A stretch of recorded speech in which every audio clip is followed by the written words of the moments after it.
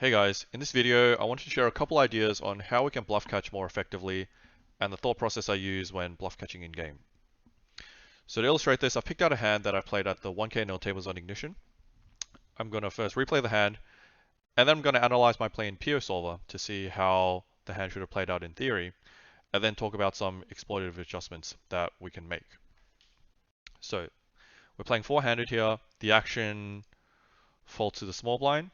He has a raise to $30. I have a 3-bet to 90, and the small blind calls. The flop is ace 6 deuce, all clubs. Small blind checks. We decide to check back.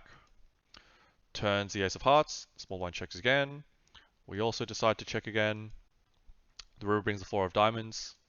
The small blind bets around 3/4 of the pot, and we decide to flick it in with the king queen and call and win against jack 8. So I've called here with king high and ended up winning this time. But the question is, was this actually a good play that's going to win me money in the long run? And I'm talking about in practice and not in GTO land. Let's first go to Piosolver to see how good of a call my hand is in theory. I am back with the PioSim of the spot, so let's see how the solver approaches the situation with my combo. So I've got the small blind checking their entire range, and then for the big blind strategy, we can see that king queen suited is a pure frequency check back. So far so good. But whenever we analyze hands in a solver, we want to make sure that we understand what the solver's overall strategy is and not just what our specific combo is doing. And the one surprising thing about the big blind's flop strategy is that they're checking back at a very high frequency. And we usually think of ace-high boards as being good for the 3-better, since they have the range advantage from having all the ace-king combos in their range, and in general just having more ace-x in their 3-betting range than the preflop caller's range. But there are some nuances with this spot that make this not the case in this specific example. So firstly, the big blind doesn't actually have a large range advantage at all. If we have a look at their equity, we can see that they barely have above 50% equity, so it's not that much of a range advantage at all. And this is because they're 3-betting a very polar range, blind versus blind, which is going to have, yes, some offsuit ace-x, but it's also going to have a lot of trashy hands like offsuit king-x, queen-x, jack-x, 10-x, and these trashy suited jacks and 10s as well. And these hands are just going to miss the flop.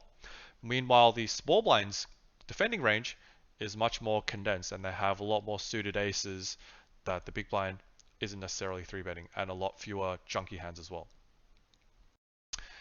The second factor is that because the board is a monotone board, there are not many combos in the big blind's range that have a strong incentive to bet.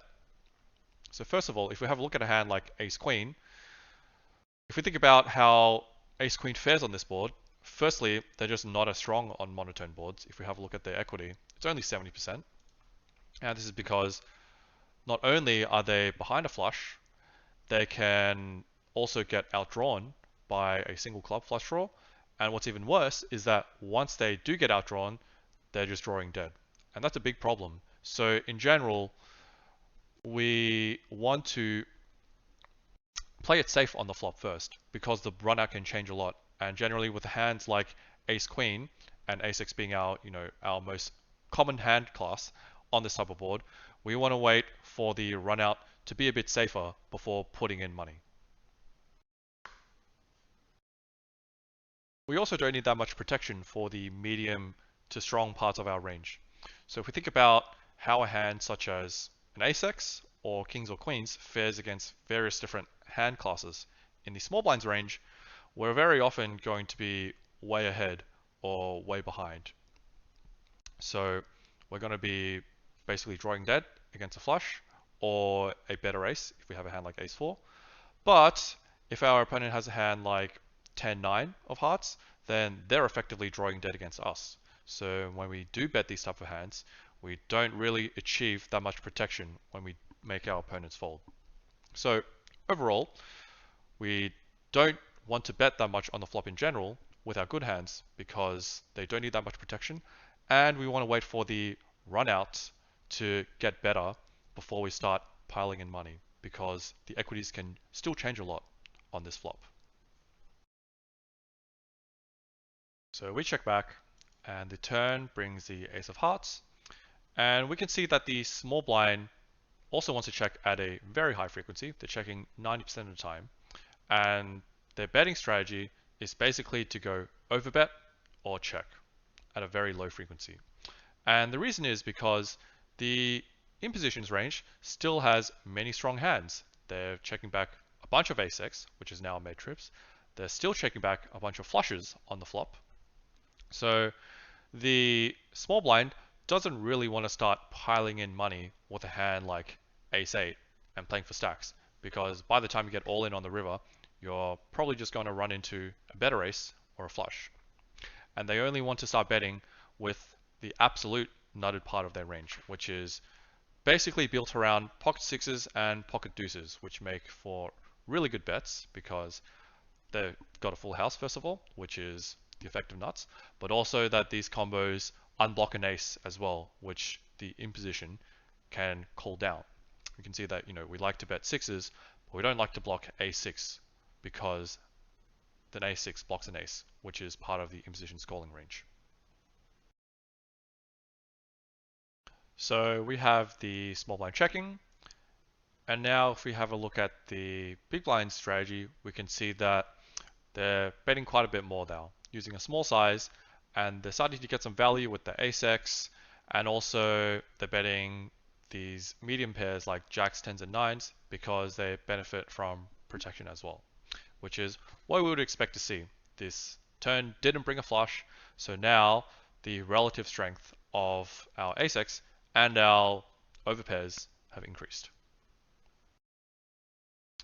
With our specific combo, king-queen, we can see that the solver still basically wants to always check down because they still got showdown value against worse kings and worse queens, but they can't really call a bet either. So we're really hoping to just check down and take it to showdown.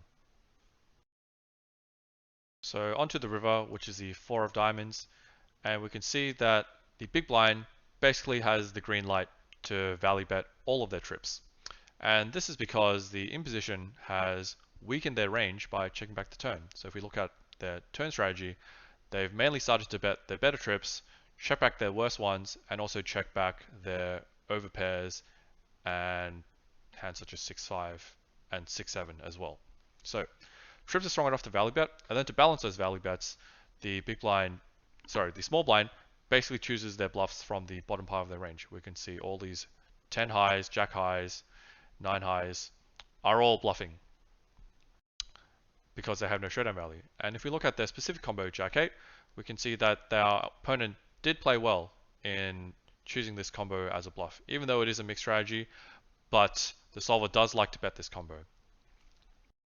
Now facing a bet, we can see that our combo, king-queen, the solver also mixes, but it could be due to solving accuracy. It's very close between a mix call or fold or a very slightly losing call. So overall, I would say the solver probably doesn't like our call that much. So to think about this spot from a exploitative point of view, what I've first done is I've reran this spot and created a subtree for the river situation, and I've taken out the overbet just to simplify the out-of-position strategy a little bit because 3 bet sizes was getting a bit too clunky. So we've got a 3/4 bet and a block bet, and we can see that the out of position still likes to just bet all of their trips and bet their worst showdown value as a bluff. And versus a bet, we can see that king queen is mainly going to be a fold just because the queen is blocking some of the out of positions bluffs such as queen 8 and queen 9, so we don't want to block those if we're trying to bluff catch. Now, one of the most important things to understand about river equilibriums is that they are very sensitive to slight changes in the range composition of both players. What I mean by this is that king queen is only losing 1 or 2 chips in a pot of 300, but that's only with the out of position playing a perfectly balanced range of value to bluffs. And what we'll see is that this calling frequency can vastly change if our opponent is either slightly under bluffing or over bluffing. So we can see that the imposition is folding around 47% of the time for say 3/4 bet. But what I'm going to do is I'm just going to node lock the out of position strategy and force them to just bet a couple extra bluff combos. So what I'm going to do is I'm just going to force them to bet Jack 10 always. And keep in mind, one of them is the flush and the other three are just Jack high combos. And I'm not going to touch anything else. I'm not going to touch their queen highs. I'm not going to touch their Jack 10 offsuit or Queen 10 offsuit. I'm only going to add this Jack 10 suited. And I'm going to lock this, and let's see how the imposition wants to react facing a 75% 75% pot bet now. So I've ran it to completion. And now we can see that facing a 3/4 pot bet, King Queen becomes a plus EV call now. And all it took was just adding Jack 10 into the bluffing range. So what we want to do in practice is not try and mimic what the solver is doing. What we want to do is we want to try and guess whether our opponents are going to be over bluffing and or under bluffing. It's got nothing to do with blockers, because you could have the best blockers in the world, but if your opponent's not bluffing enough, then your hand's still going to be a fold. Or you could have the worst blockers, but as long as you're beating all of their bluffs and they're over bluffing, then you can justify a call with any hand. And that's going to be one of the key ideas to keep in mind when we're deciding whether to bluff catch or not on the river. So if the only thing that matters when bluff catching the river is to know whether our opponents are under bluffing or over bluffing, well, how do we know if they are under bluffing or over bluffing? Well, first of all, you might have a particular read on your opponent on whether they're playing the river too aggressively or not aggressively enough, and that might lean you a certain way to play your bluff catchers on the river. Or you might have done some population analysis to see how the average player in your pool plays the river on various runouts. But what if you don't have any of those? Because it's hard to get a meaningful sample on various river situations, and you're not always going to have a read on the villain. Maybe they're just, playing fairly solidly, and you don't really have a strong opinion on whether they're going to be bluffing too much or too little on the river. Well, in that case, a good rule of thumb would be to look at how much of the air combos the bettor is allowed to bluff. Now, what do I mean by this? So I'm going to rerun the river so we have our equilibrium again. And I'm going to take a look at how the out of position here is playing all their air combos. So I'm going to go into Range Explorer, and I'm going to filter for nothing. And you could argue King High is air. Technically it is showdown value, but some players may bluff it, some players may not bluff it. But for now, I'm just going to look at non-King High hands. So we're just going to look at Queen High or worse. And we can see that when the out of position has Queen High or worse, they're only allowed to bluff it 50% of the time. And they need to just check down 3 streets and give up the other 50% of the time. And this is a really unintuitive thing to do for most players, because a lot of the time we know that we want to bluff the bottom of our range. So we just want to bluff all of our air hands. But the question is, how much are we really allowed to bluff? Because in order to be able to bluff our air combos, we need enough value combos to go along with them. So we can see that in this sim, the out of position retains all of their value combos from the turn, because remember, we were playing a very high frequency check on the turn, and we were only betting our pocket sixes and pocket deuces mainly for value, but we were checking all of our other trip combos. So in this sim, even with all of our trip combos, we're still not allowed to bluff all of our non-showdown value hands, because trips is a hard hand to make. There's 2 aces blocked on the board, and whenever we bet 75% of the time, we still mainly need to have it when we bet, because the big blind's getting good pot odds on their call. And yes, The small blind could bet more of their flushes. So one thing I didn't point out earlier is that the small blind is betting their ace-x but not their flushes, because their king high flushes are mainly trying to go for a check raise. So if we have a look at their flushes, we can see that their lower flushes go for a bet, but their king high flushes are going for a check. And if we had bet all these flushes, we have more value combos in our range, so we're allowed to bluff more, but still we have to have somewhere between 2 and 3 value combos for every extra bluff combo we add. So betting all the flushes is still not contributing that much in terms of how much we're allowed to bluff. So the other thing that would be hard for a human to do, in my opinion, is to check all of their ace-x and their flushes on the turn. So in the same way how when we added extra Jack 10 combos into the betting range, we saw that the out of position was over bluffing due to having too many bluffs in their range. In the same way, it's also quite unintuitive for a human to check the majority of their flushes on the turn, and also check a hand like ace queen or ace jack, which is trips high kicker on the turn. So by effectively calling king queen on the river, what I'm saying is that firstly, I think that you're bluffing too much of your air combos, because I know that you have all of these broadways that bricked on the river, and if you want to bluff all of those, you simply don't have enough value combos to bluff all of them, because trips is a hard hand to make, and you already have 2 aces blocked on the board. And the second thing I'm betting on is that they don't have enough value combos in their trips and flushes to go along with their bluffs, because I think that they might bet too many of them on the turn. So in summary, when we're bluff catching the river, the things we want to keep in mind are that firstly, blockers don't matter much at all.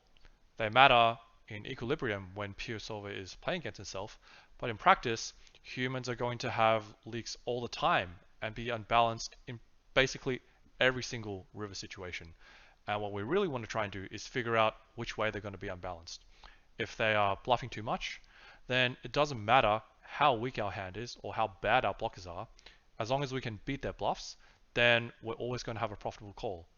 And vice versa as well. If they're not bluffing enough, then we just want to fold everything.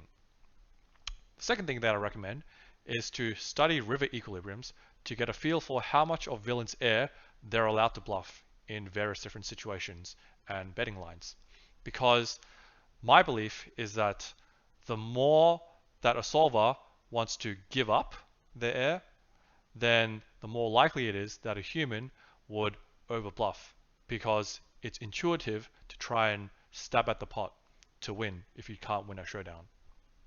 And on the other hand, if the solver wants to bluff all of their air, it's more likely to be underbluffed, because now the solver would likely want to turn made hands into bluffs because their range is too strong and they have too many value bets. And there are going to be many situations where one is true, and there are going to be many situations where the other is true, and it's up to us to figure out which situation is which and to what degree that we can bet our non-showdown value hands.